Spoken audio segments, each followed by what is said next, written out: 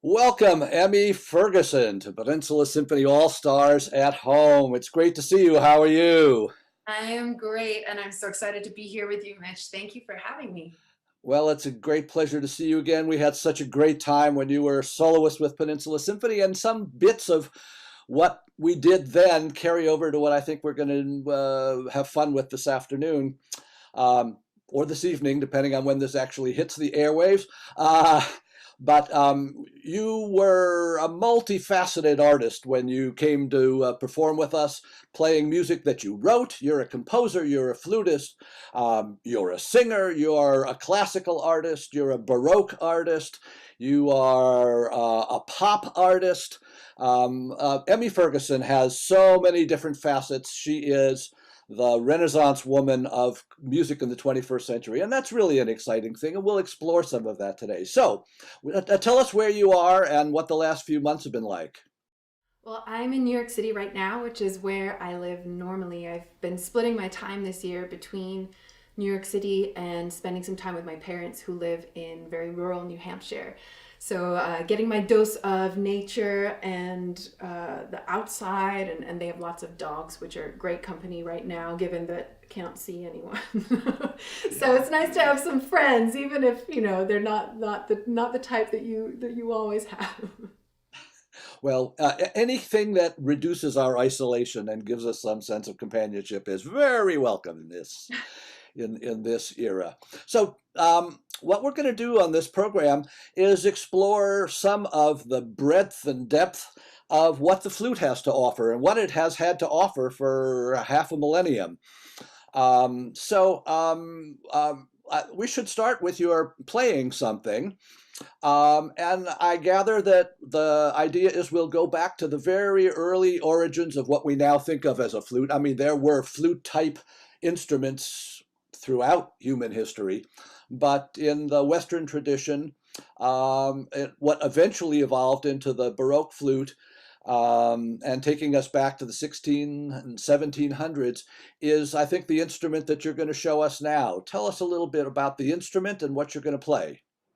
Yeah, Mitch, you're so right. I mean, the flute is the oldest melodic instrument that we have, and other than the voice, of course. And what's amazing about it is that we find it in almost every culture around the world, and they continue to find older and older flutes as archaeologists continue to work. So it's an instrument that I, of course, am biased, but that I think has a unique relationship to human development. And the sound of the flute, um, no matter what the material of the specific flute you're listening to, but the sound of the flute is something that I think is embedded in our cultural DNA.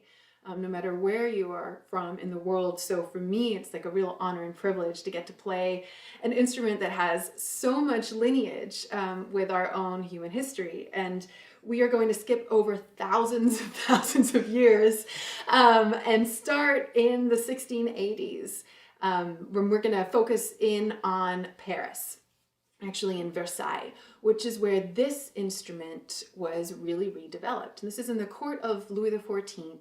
In the 1680s, you had a lot of woodwind players who were well funded by the king, who was very, very interested in the arts. Yeah. And they were trying to figure out ways to make the flute, a little bit spicier, shall we say. The Renaissance flute that came before is generally heard in consorts. It's a much softer sound. So they wanted to come up with something that could really compete as a solo instrument with the recorder or the oboe or violin. And Right, and let's so point out that the transverse flute, the flutes that we're going to be seeing today, really have their origins in recorders, and the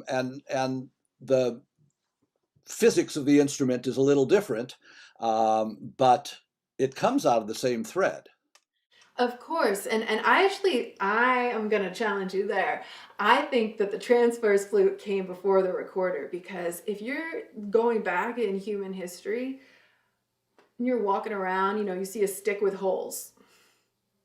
and if it's like this, that's much simpler construction than that of a recorder. It's a little bit more complicated, but you're absolutely right in that in European history, the recorder and the flute are, really intertwined in terms of how people thought about them and wrote for them. And it was only really after the Baroque period that they really started to sort of separate into very, very different pathways.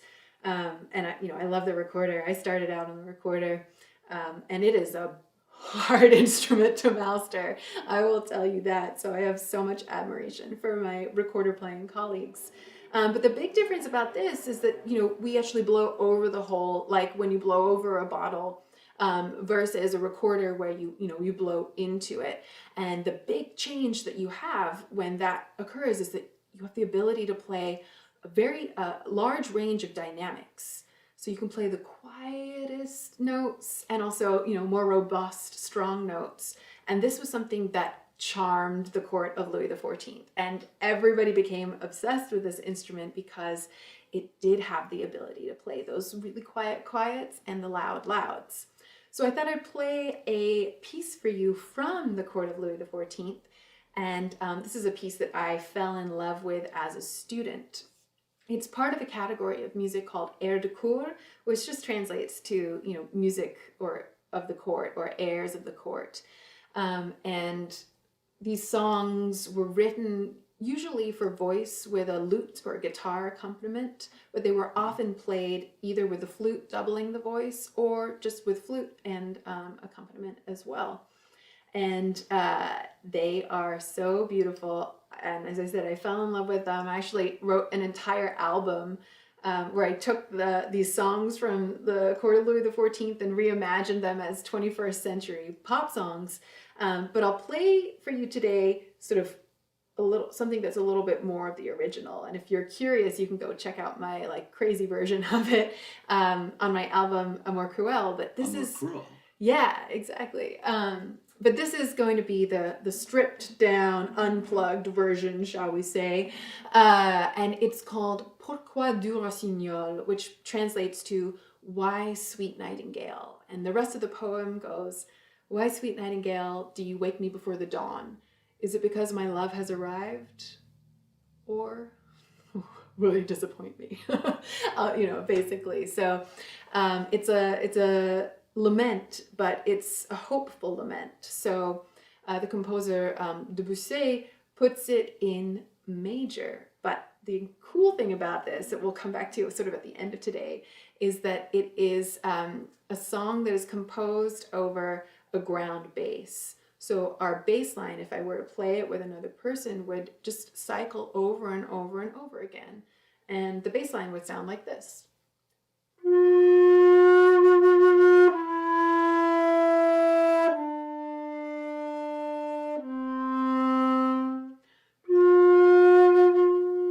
So on and so forth. You just have these 4 descending notes over and over and over again. So we'll hear a little bit of this. This is Pourquoi du Rossignol.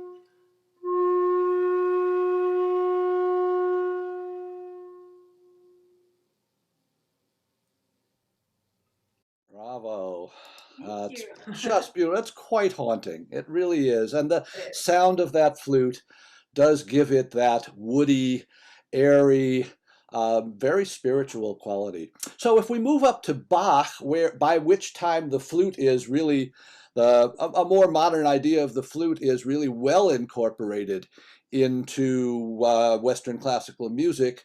How has by the time, we're talking only about maybe 50 or 60 years later, how has the music that Bach wrote for flute changed what the flute is? Well, I would say that the music that Bach wrote for the flute didn't change the flute at all, actually. Bach came to the flute pretty late in his life. He heard it for the first time, we think, probably around 1719 when he was well into his 30s. So he spent his whole life not having heard a transverse flute like this. And this was probably the flute that he heard, something that looks like this. That's in two big sections, right? We got one section here, one section here. It's got these very ornate ivory pieces here. And it's pitched at 392, which is a lot lower than we're used to today. We're used to an A that sounds like 440. So 440 or 442, or if you're in Berlin, 445. If I play an A on the piano and an A on this flute, right?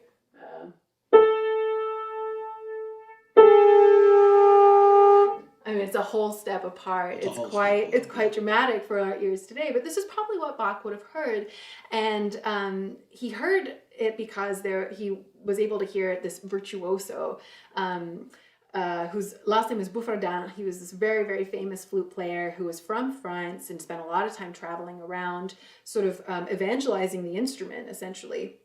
And he heard him play and was blown away by his virtuosity. And we think then composed Brandenburg 5 and the partita.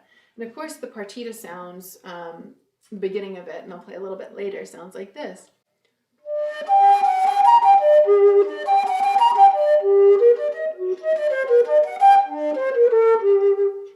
Which sounds one way on this, but today, what we usually play music of Bach and other Baroque contemporaries on is an instrument that looks like this. And it's got three big sections you can see here instead of those two, and it's pitched a little bit higher. So you can hear that difference if I play the beginning of that again.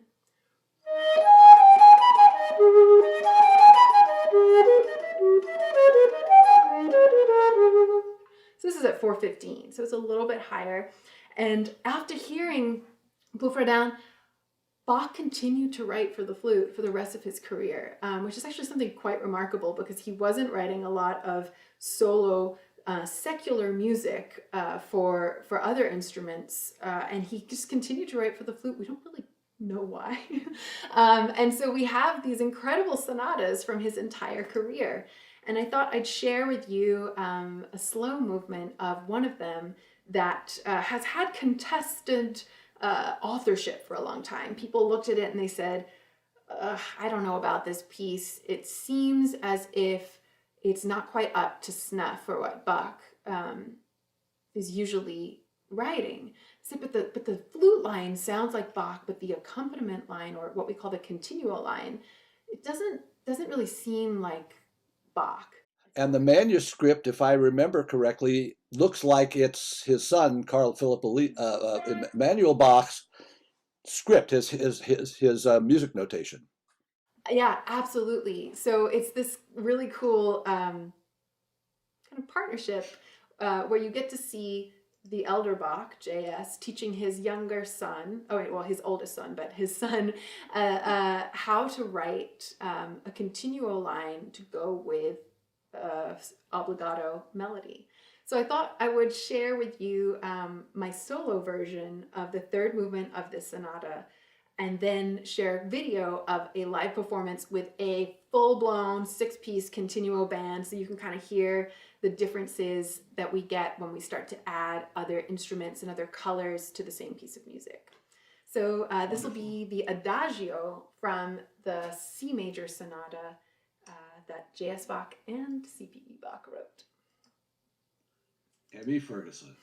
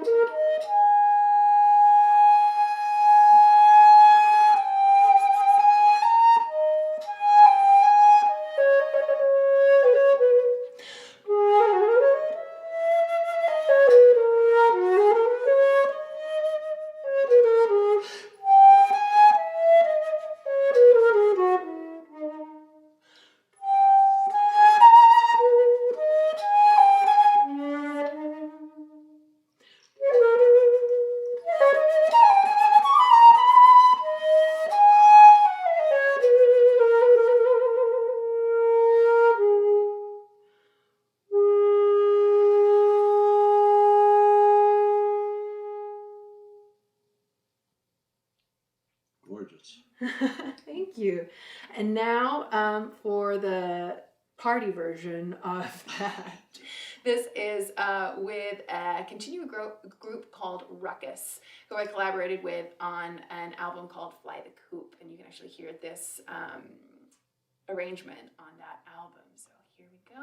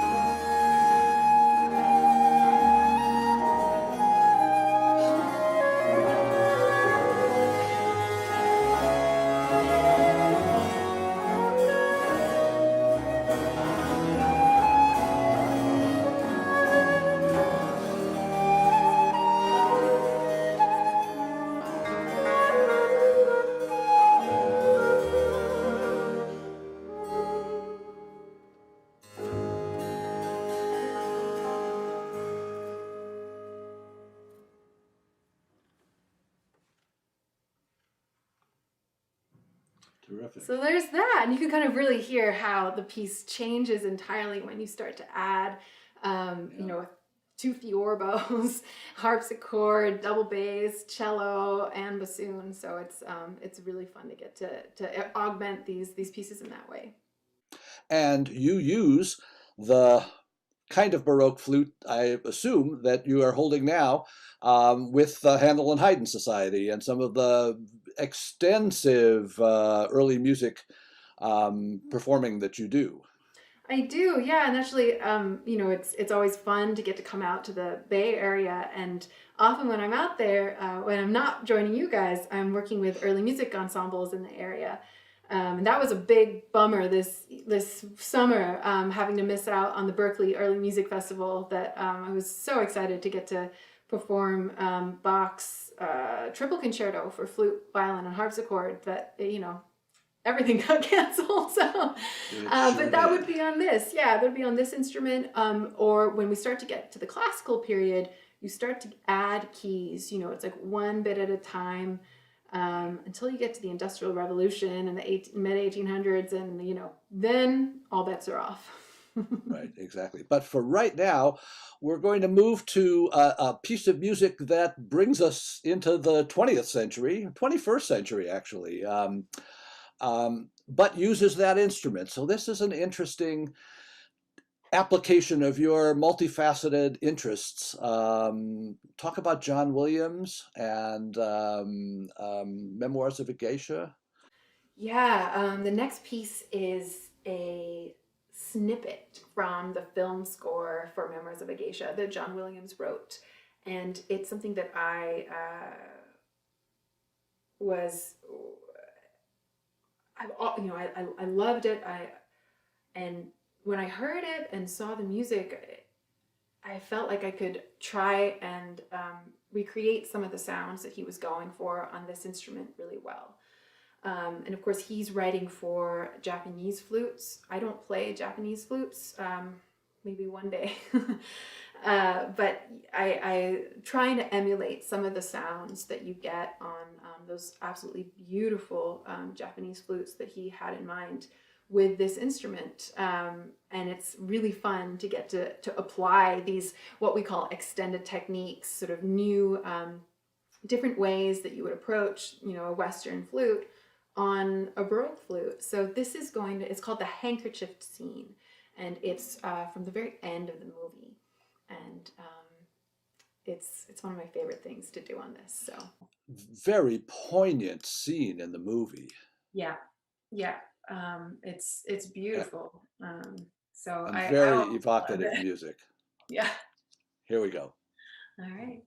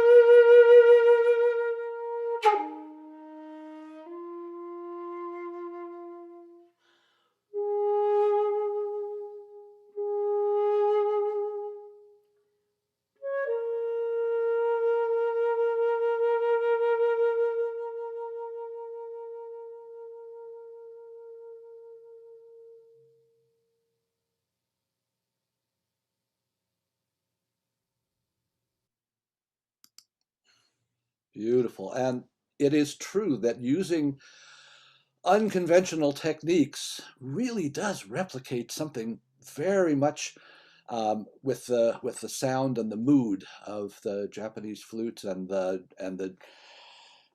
images that that picture um, does call to mind. That's very effective.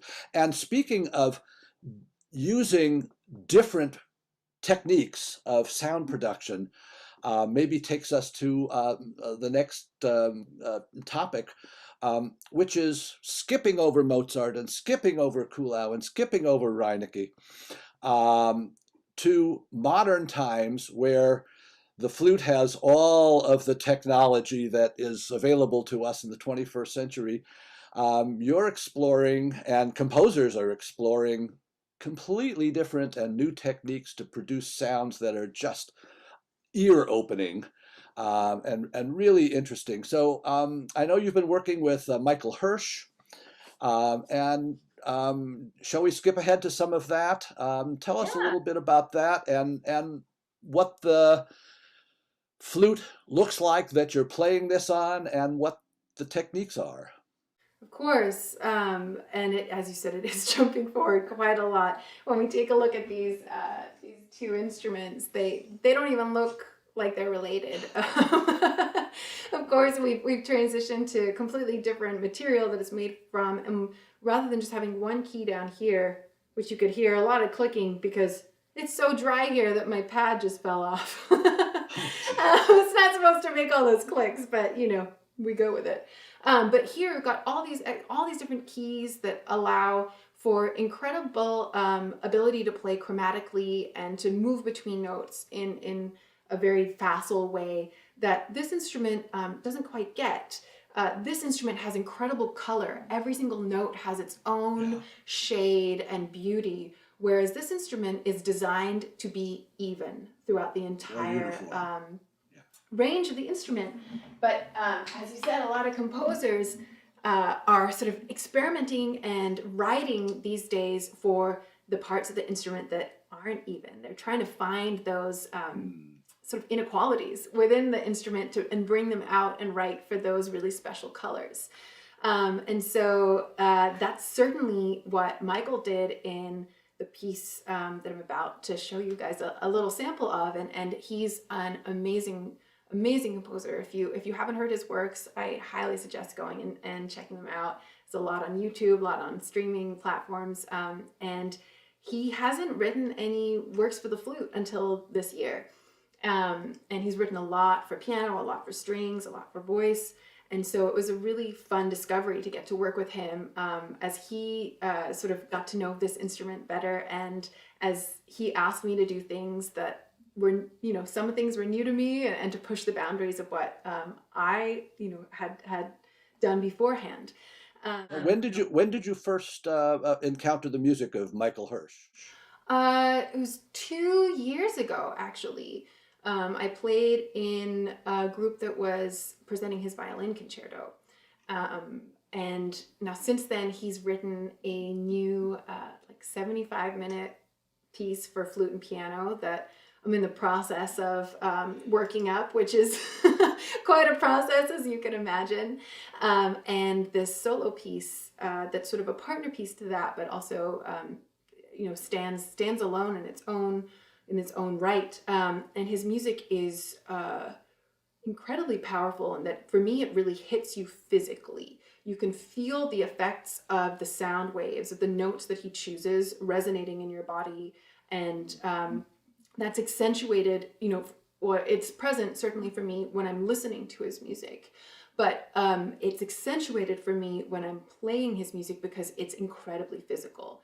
So a lot of the times he has me playing a note and singing at the same time, but it is rarely singing the note that I'm playing. It's often off by a half step. And so what happens when you have a half step, which is a dissonant interval resonating in your body, it's like, it kind of feels like you're being torn apart a little bit, which is pretty unique, I would say. Things like I might play this note, and also hum the note that's a half step below it so that you get this like buzzing feeling. And he takes that really far. Sometimes he has me play 2 notes at once and sing a third. And some of you might be saying like, what? It's a flute, it's a melody instrument. How do you play 2 notes at once? And that's what so many composers are having a lot of fun with, something called multiphonics, which is where you exploit some of the things that, you know, when we're younger, we're told not to do. You look for these weaknesses in the physics of the instrument that actually allow you to grab 1, 2, 3, 4 notes at the same time and turn this instrument into one that can actually play harmony. So for instance, you could have something like this.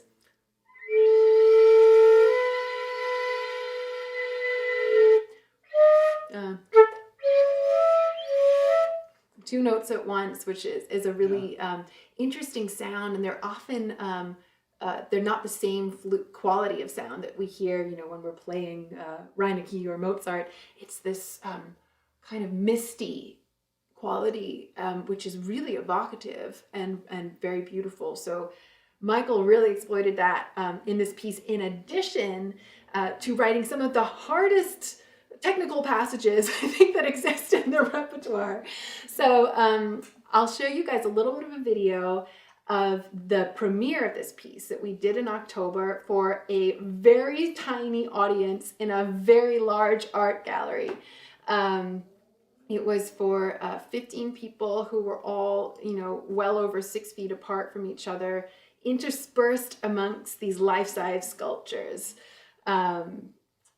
So yeah, here we go.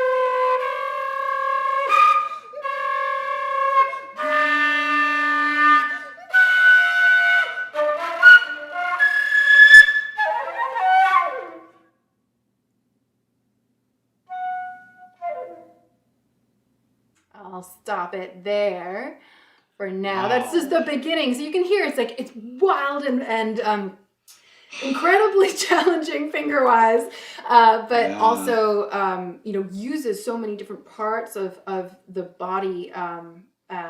So yeah, it's really cool. Fabulous piece and just quite amazing galaxy of sounds there. The multiphonics are just thrilling, just really quite remarkable. Yeah, I agree. So let's move on to another contemporary composer, David Lang, who is, in a way, bringing us into the future and back to the past, and also writing different and very original music for the flute. Tell us just a bit about mystery sonatas. Yeah, David Lang is a New York City-based composer, and I have really enjoyed getting to play several of his works over the past couple years, and was so jealous when I first heard his new set of pieces for solo violin called the Mystery Sonatas, and he wrote 7 of these that are a partner piece to the original Mystery Sonatas by Heinrich Bieber from several hundred years ago, which Yeah, are also for, some of them are for solo violin and some of them are for violin and continuo. And they are back absolutely phenomenal. contemporary with Bach, essentially, or Yeah, maybe yeah, even a yeah, a little little before Bach. earlier. Yeah, a little earlier, but saying, in the early Baroque, and it's just stunning music. I have stolen some of it before, namely his Passacaglia.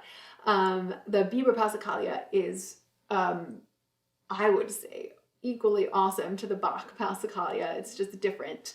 And they're both taking a stab at the same kind of thing. It's like today, if we were to write a 12-bar blues, my one would be, cool, and as would yours, and they would just be different. And the same thing is true of this sort of idea of a Passacaglia or chaconne or ground bass. And if you remember back to the first piece I played, the Pourquoi du Rossignol was on that ground bass of 4 notes just descending.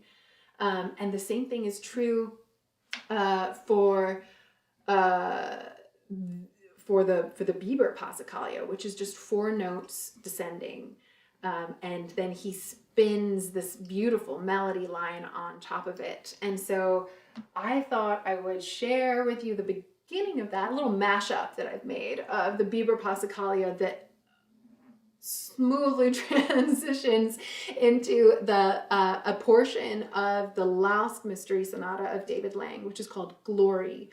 Um, and I think it's a nice way to sort of show them back to back. And the way that you'll be able to hear the transition is it goes from minor to major. And hopefully it'll be this, beautiful sort of sunrise moment there. And it makes me recall in a little bit what we did in California, where we were mashing up, you were mashing up Vivaldi and something of your own, and again, the bookends of the flute repertoire. Absolutely. I mean, one of my favorite things to do is basically to show that we're not that different. Yeah. People, instruments, music. I mean, it's all kind of the same, and there's no reason why we should have to be sort of pigeonholed into these boxes. It's absolutely crazy to me. So that's why I love getting to mix and match all these different things, and I'm so grateful to have that opportunity to do that with the Vivaldi Concerto with the Peninsula Symphony, and to really experiment with that was a real joy for me. It was terrific, and we loved doing it with you. So, okay, so here's Bieber and David Lang.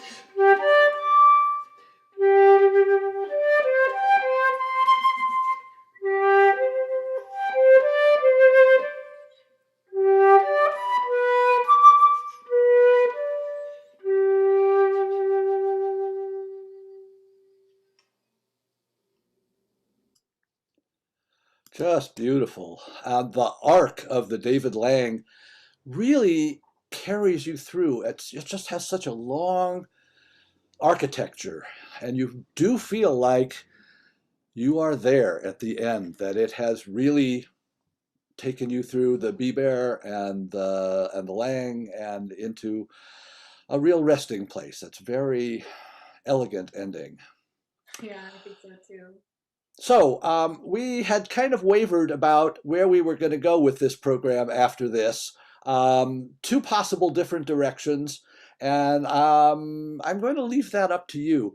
We had talked about ending with the Bach Partita, which is classic, middle of the repertoire piece, or Syrinx, maybe the greatest, most adored piece for flute ever written by Debussy. Um, what would you like to do? Let's do some Syrinx. One of my all-time favorite pieces for any instrument, but it is the quintessence of the flute. Since I got this flute with me, but I have played it on Baroque flute because Oh, I thought it'd be a really? fun April Fools. Yeah, it works really well because similarly to the Moments of a Geisha, which has this really beautiful feeling of improvisation, Yeah. I've always felt the same way about Syrinx. And as the story goes, Claude Debussy wrote this as part of Music for a Ballet, but it's based on the ancient Greek myth of Pan and Syrinx. Pan being sort of a demigod. He was half human, half goat, and sort of spent a lot of times tending his flocks in the field. So always associated with pastoral themes. And a flutist.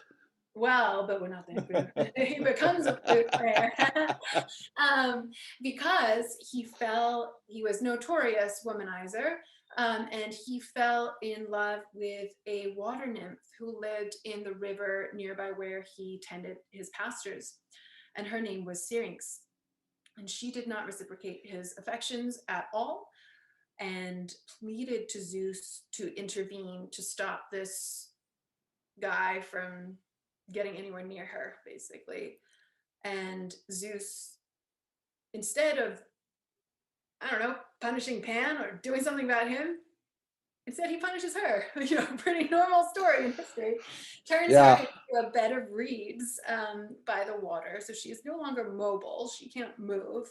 And Pan is distraught by this because he's lost what he thinks is the woman that he loves, and hears the wind rustling through the reeds, and it's making the sound of a flute. And he's so moved by this sound that he cuts down the reeds and fashions them into a flute.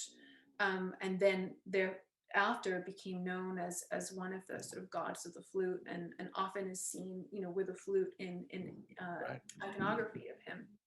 It's kind of a messed up story.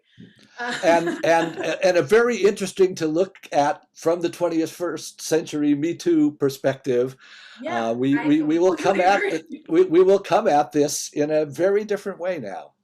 And I truly don't think that people are looking at it in that perspective, and perhaps it should have some re-examination. But it has played, it's a very important origin story for the flute. And you see this origin story in many pieces of art that have been written for this instrument. So it's one that we cannot detach ourselves from.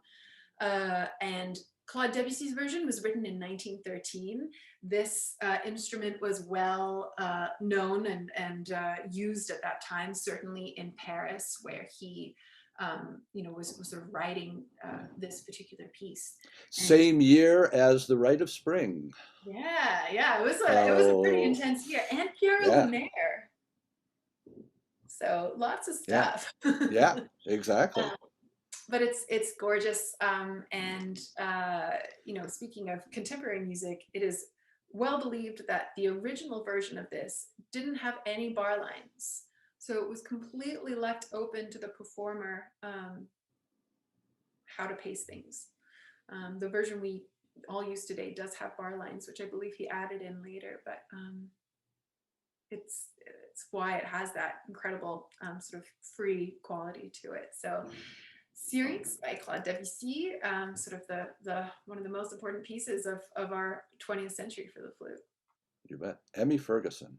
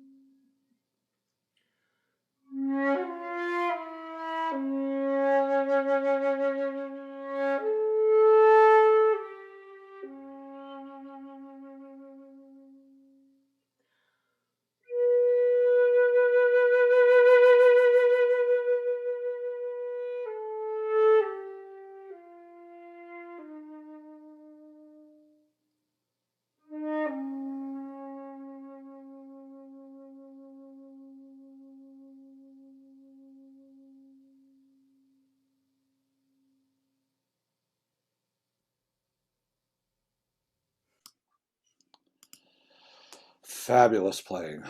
Oh, that's such a great piece. It is so transporting. Thank you, Emi Ferguson. What a treat to spend some time hearing you play, hearing you talk, exploring your very fertile imagination and the wide variety of interests that you bring to your music. It's just a treat to spend a little musical time with you. Thank you so much. Likewise. I mean, I think for all of us, I mean, I'm sure all of you guys are feeling the same thing, that it's weird not to get to perform.